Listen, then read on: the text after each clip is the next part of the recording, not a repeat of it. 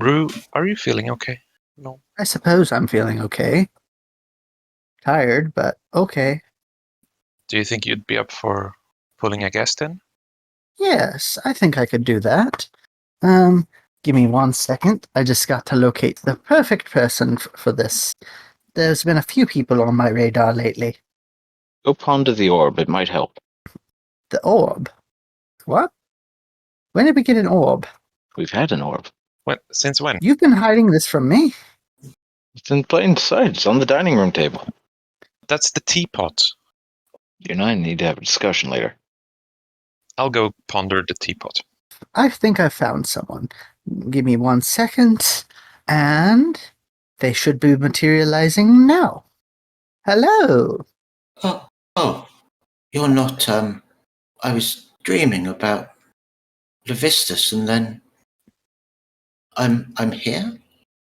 Yes, now you're dreaming about dragons and a tentacle fairy. Can I put my daggers away?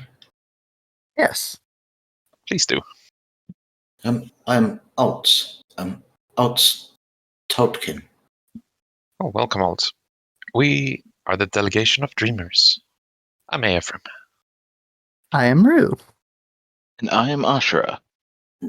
Well, nice to meet you, I think. Yeah, nice to meet you too.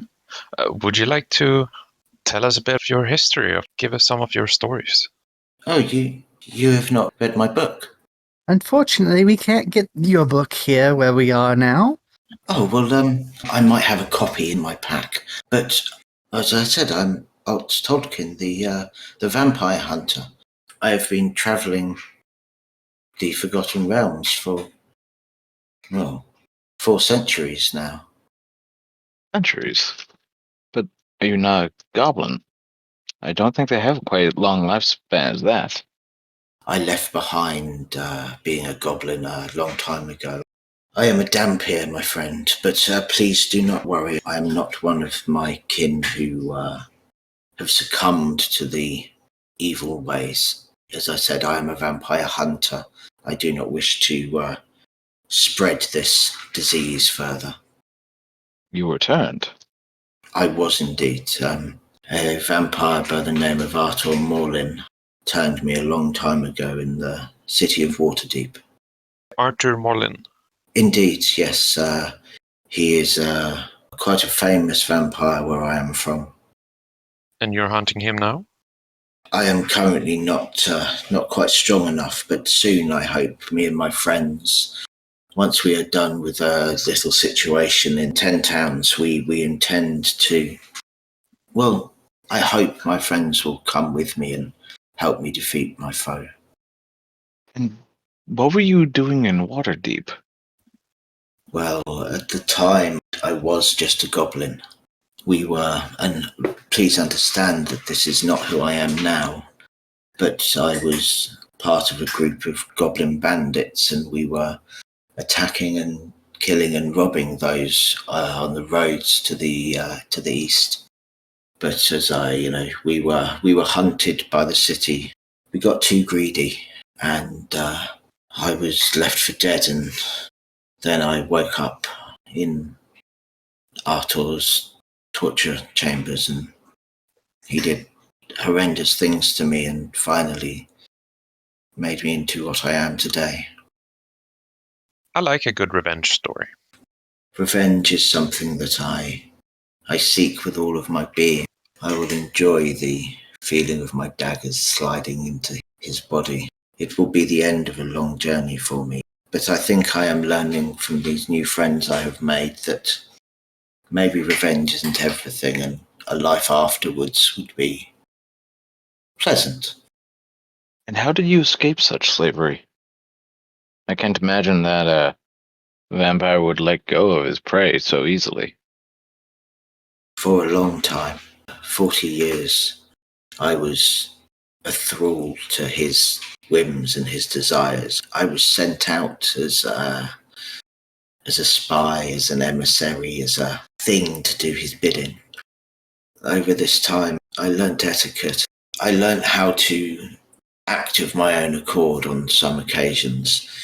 He became lax in his watching of me. He at times left me for a long period. I was grasping at myself. I was able to fight against his influence and control at times, and finally he left to go on an errand. I managed to find a grate and release it and crawled out through the sewer system of Waterdeep. It was a long, disgusting journey, but at the end of it, I was free. He did hunt for me. I kept one step ahead of him. Out of the city, his reach was much weaker. So do you think that he could take control over you again? No, not now. It has been over 3.5 centuries.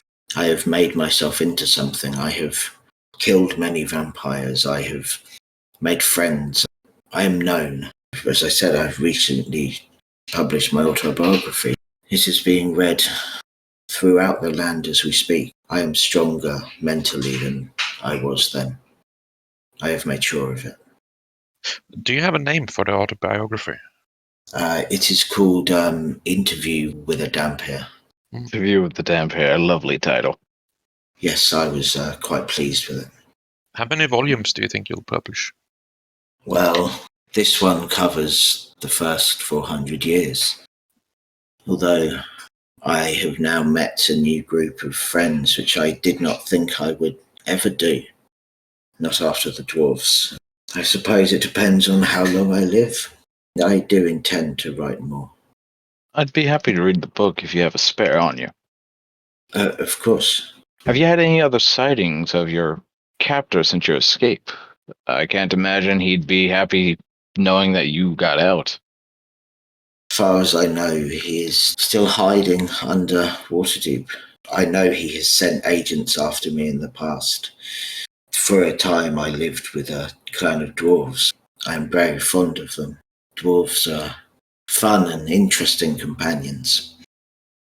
But when he found out that I had found a home for myself, he made a deal with the Durgar, and they swarmed and killed everyone. I only barely escaped with my life, and I could not save anyone. It is a regret, and I will visit that pain upon him when I am able. But he still does, from time to time, send people after me. I think he may be aware that I am growing stronger and aware that I will be a challenge for him to fight outside of his lair. You mentioned that you found some new friends. How did you meet them? Well, I was seeking out a cult of Levistus, the Black Sword, a strange group dedicated to returning Levistus, freeing him from his icy prison. I followed the story up to the 10 towns in the north. I had heard of this group. They were hunting down murderers. They were doing good. And I had heard rumours that the cult had allied itself with 3 vampires. And although my skills are great, taking on 3 vampires on my own is still a challenge. So I sought them out, and they agreed that I could join them and they would help me if I in turn helped them, and we have grown close.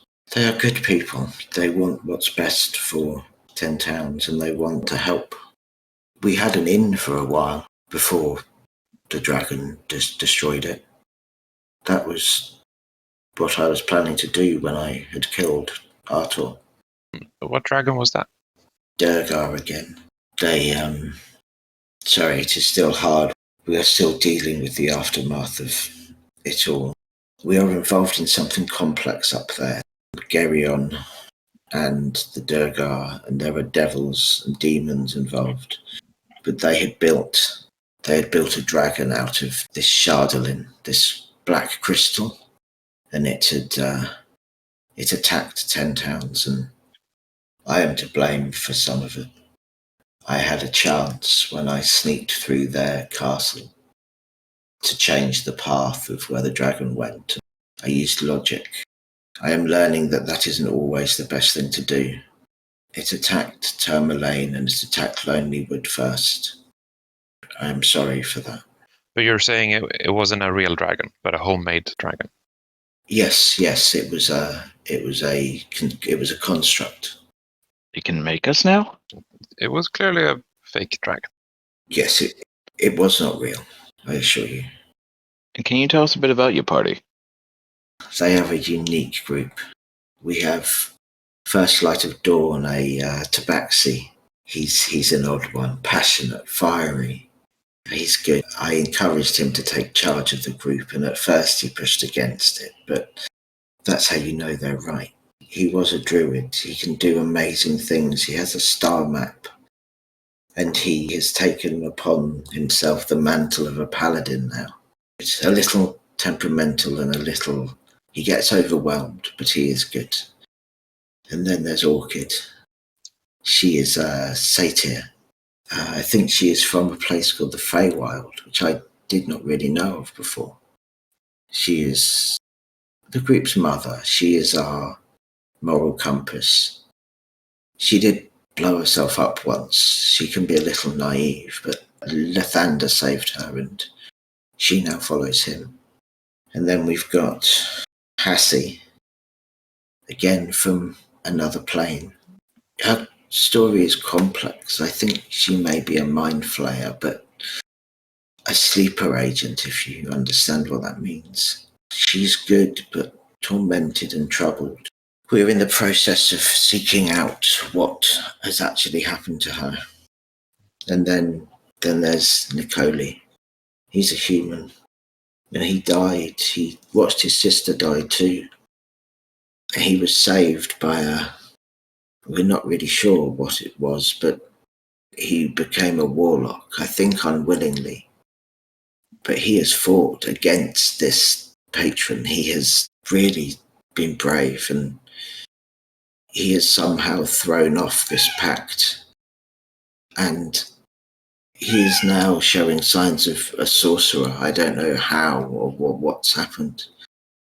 But him and I are friends, good friends. I let him down a few times, but he has forgiven me. And as he is undead as well, we have agreed we are going to travel together. I apologize. It appears my kitties want attention. So, did you say that you and your party ran a tavern for a while? We did, yes. The dragon destroyed it, but there was a misunderstanding in one of the towns where we are at the moment, and we were hunted and we fled to a place called Lonelywood. We ended up doing a favour for the leader there, speakers they are called. She let us buy this rundown inn and we stayed there for a while and we did it up. We made it our home. It was nice and it was sad to see it burn. But I have paid for the town to be rebuilt. We will return there. You paid for the town to be rebuilt? I did. I was fortunate enough to find a chest belonging to a Duragar king. We went to try and stop this dragon being built. While I was searching the floors, I went into his chambers and found a very nice set of clothes and smoking jacket. It was gorgeous. Red with golden filigree and these jeweled sandals. I did look good. Was it still burning? The smoking jacket?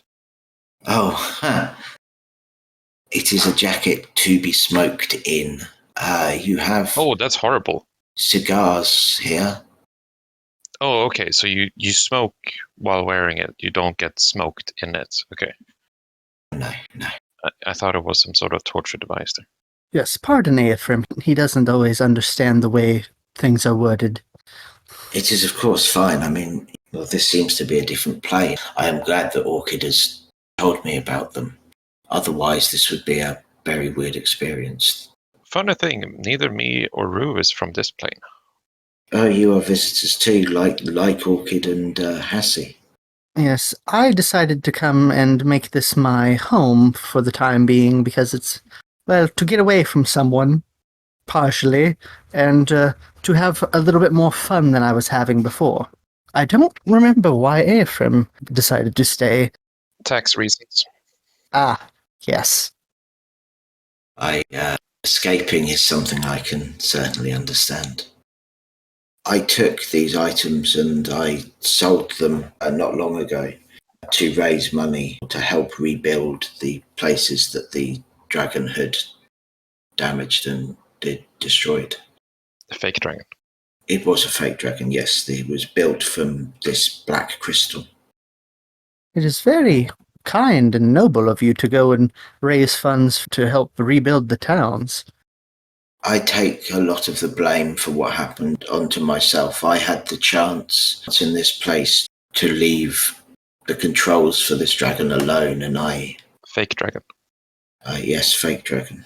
I thought I was cleverer. I thought I was better, and I thought I was doing the right thing. By doing so, I betrayed my friend, and I wanted to make amends for those choices. Who did you betray? Nicoli is from Tentans. He's from Tourmaline. Without thinking, I made that the second place that the dragon attacked. Fake dragon. Ephraim, if you say fake dragon one more time, I'm going to reach over there and backhand you. Now stop it. He's not wrong. It doesn't matter. You don't have to say it every single time. It is offensive to call something like that a dragon. It's also offensive to call me a tentacle fairy because I'm technically not a fairy. You have tentacles, though. I do have tentacles. Please, friends, I will try and call it a fake dragon. No need to be offended. It was not my intention. No worries, my friend. But yes, I made a choice. I should have just left well alone. I am doing everything I can to make up for the choice I made. I intend to pay to rebuild Lonelywood. Once we get out of this mess we're in at the moment, I intend to give Nicoli the funds to rebuild Tourmaline too.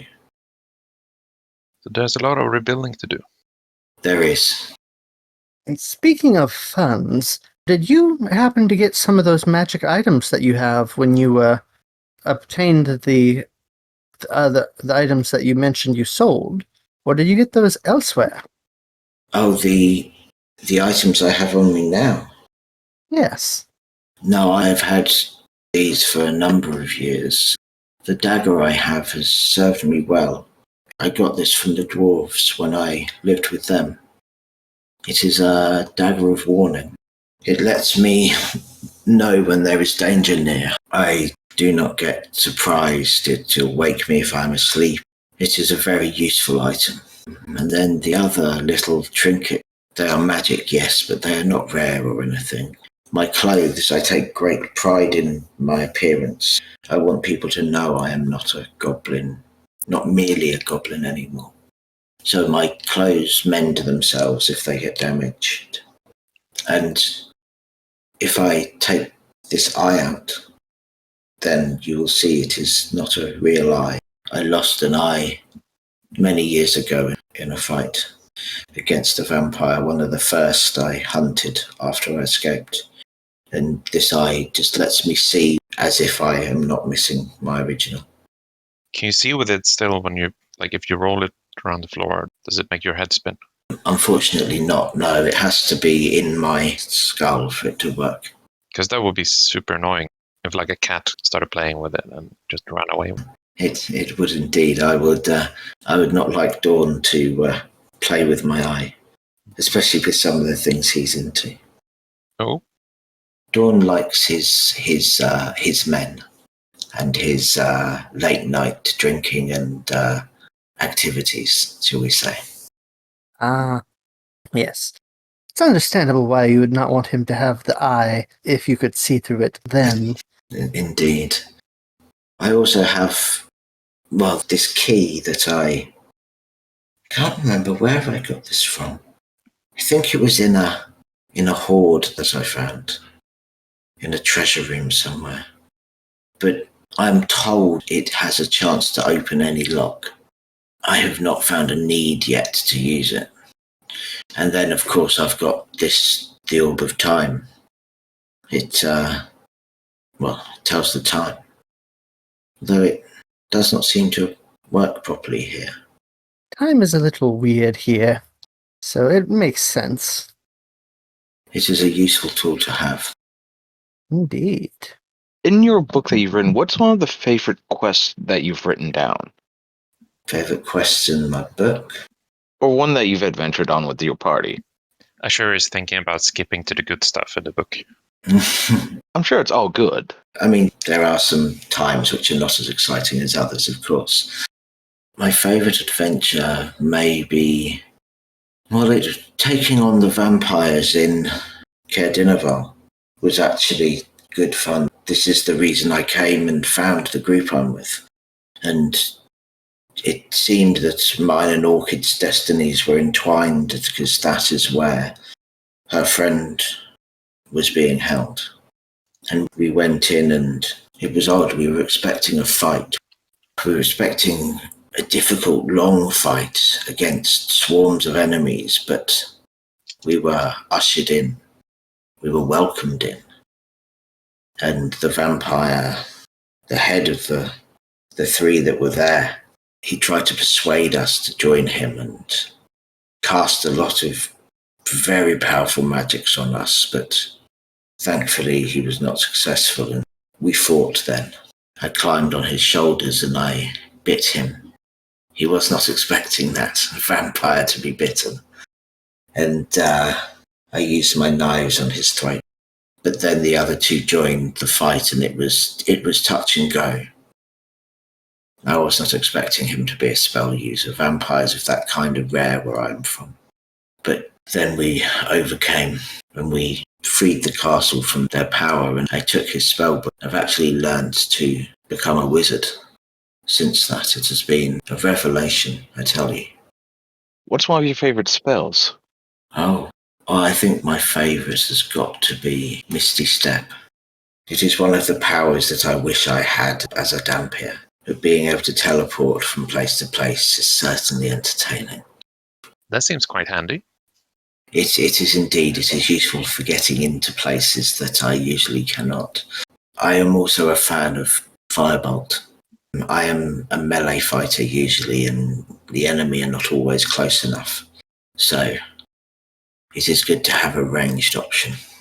Indeed, range is always good to have, whether it be magical or mechanical.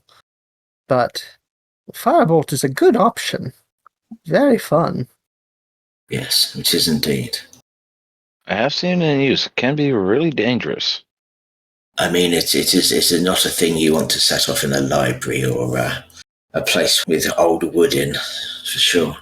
Yes. Sure, do you remember when that kobold set off an explosion in the other cave? Yes, I remember that all too well. They were using that same cantrip, and I think there was some kind of powder on the ground. That was quite a ruckus. Yes, it was the kobold that set off, and the powder was gone. Yes. Ah, you mean gunpowder? Ah, yes, that sounds right. It's not one that we had where I come from, but it is one that seems to be around here at least. It is rare where I am from, but it does exist. So, how long have you been traveling with your friends?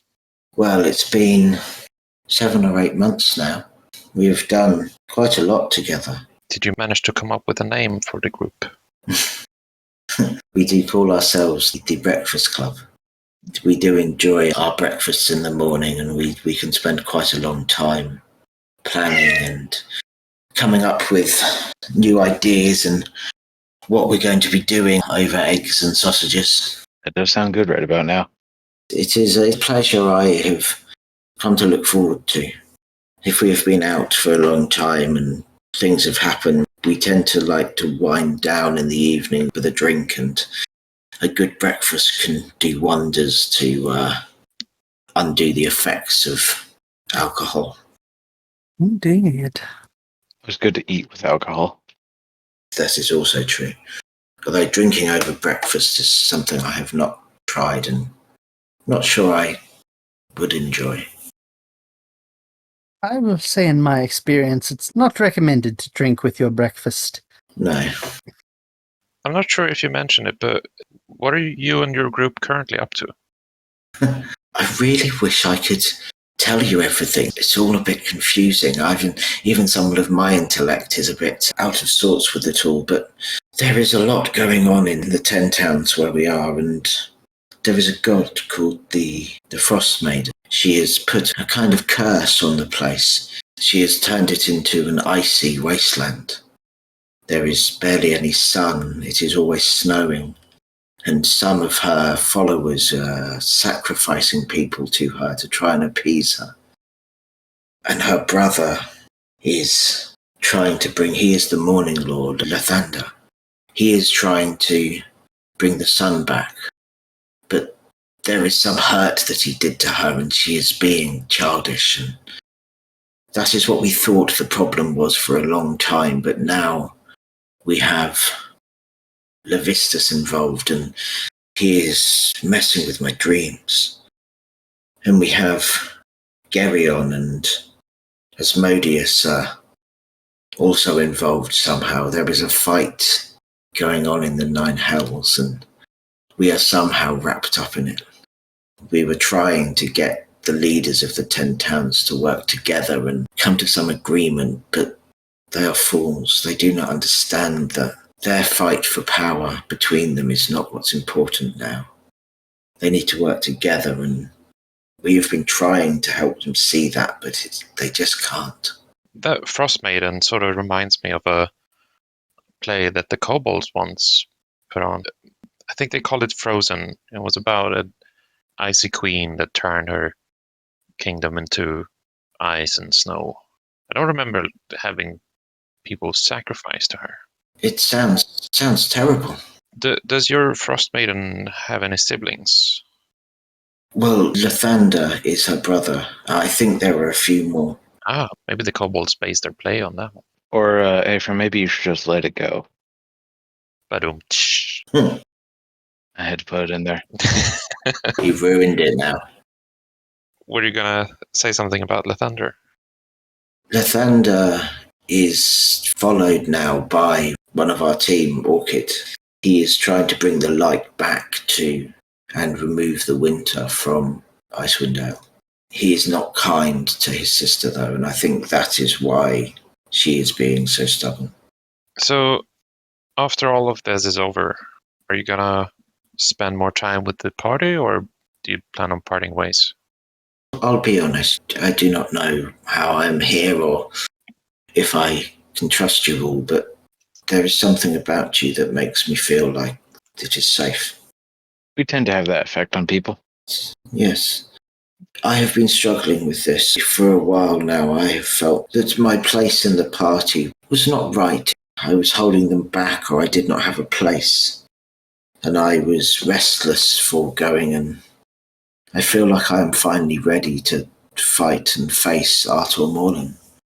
But recently they have seen this, my friends, my party, they have seen that I am struggling, and rather than abandon me or leave me, they have guided me and they have helped me, and I think I will stay. I think they will come and help me in my fight against Arthur Morland. I think they will aid me.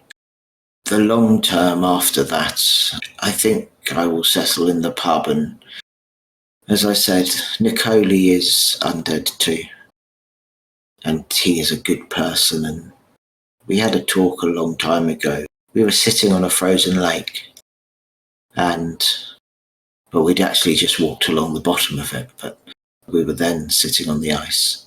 And we said that we could travel together because everyone else will die eventually.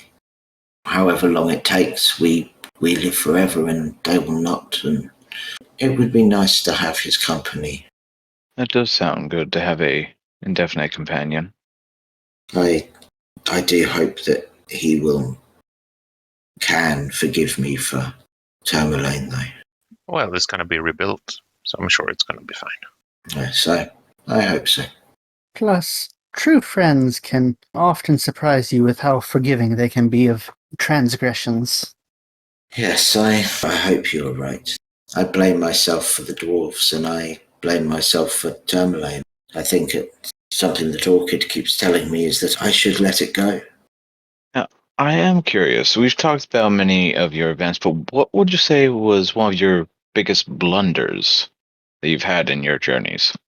Well, during our travel around 10 towns, we met this. I think they'd met her before I joined the group, but God, she's irritating. Don't tell her that if you meet her. She's a wizard called Danica. You know, people who just won't stop talking and are just so excitable, and she's so irritating. She was captured by the cultists of Oriel, and she was held in a place called Targos.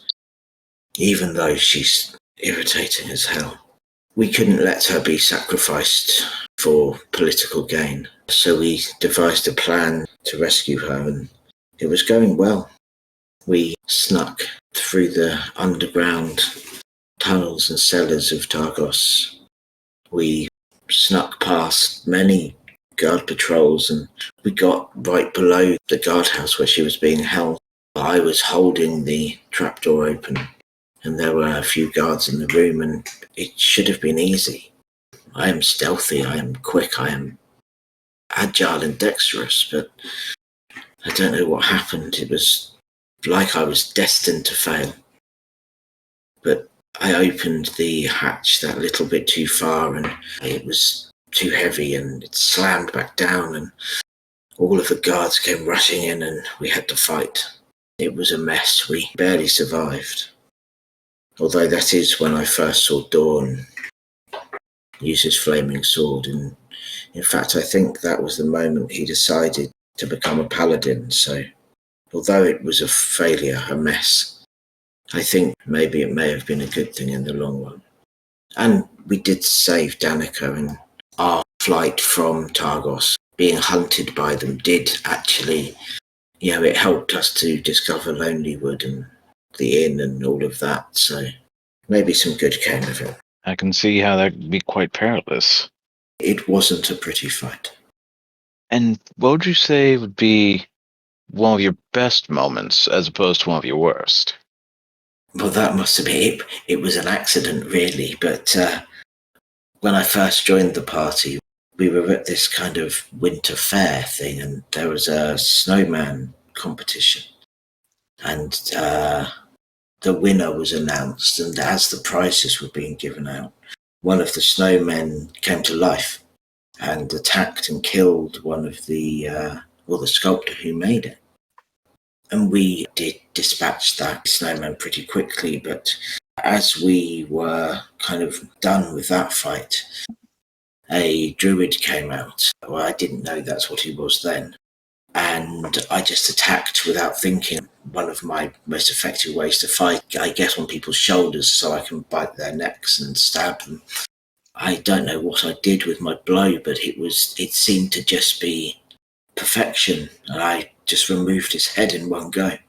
I was surprised myself, for usually I stab, but this, I just seemed to slide through his throat like butter. Clean cut. Clean, very clean. I was covered in blood. He was tasty. I do remember that. But yes, it's interesting how conversely such a good blow led to, we found out later on that he could have given us a lot of information. It was him and his two sisters who were causing trouble in Tentown.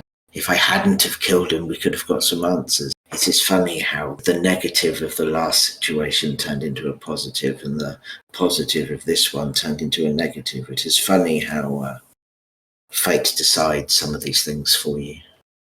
Fate can be fickle in one way or the other. Can indeed.